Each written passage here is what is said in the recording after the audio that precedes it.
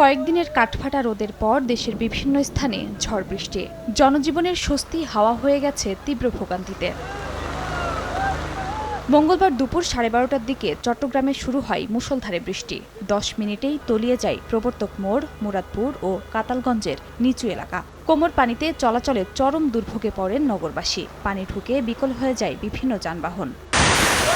এদিন সকালে ব্রাহ্মণবাড়িয়ায় ভারী বর্ষণসহ কালবৈশাখীর ঝড়ে তলিয়ে যায় শহরের অধিকাংশ রাস্তাঘাট। পরীক্ষা কেন্দ্রে যাওয়ার পথে বিপাকে পড়েন এসএসসি পরীক্ষার্থীরা। কসবা, আখাউড়া, নবীনগর ও সদর উপজেলার বিভিন্ন স্থানে কাঁচা ঘরবাড়ি ধসে পড়ায় ব্যাহত হয় যান চলাচল। ভেঙে গেছে গাছ, বিদ্যুতের খুঁটিসহ মোবাইল টাওয়ার।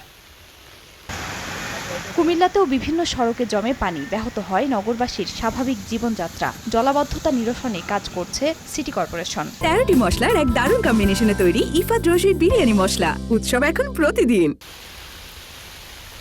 বৈরী আবহাওয়ার কারণে দেশের 4 সমুদ্র বন্দর চট্টগ্রাম, কক্সবাজার, মোংলা ও পায়রায় 3 নম্বর স্থানীয় সতর্কতা সংকেত দেখিয়ে যেতে বলেছে আবহাওয়া অফিস। নোয়াখালীর সুবর্ণচরে বজ্রপাতে মাদ্রাসা শিক্ষার্থী তানজিলা আক্তার এবং মুন্সিগঞ্জ ও কক্সবাজারে 2 জনের মৃত্যু হয়েছে। খাদিজা স্বপ্না, সময় সংবাদ।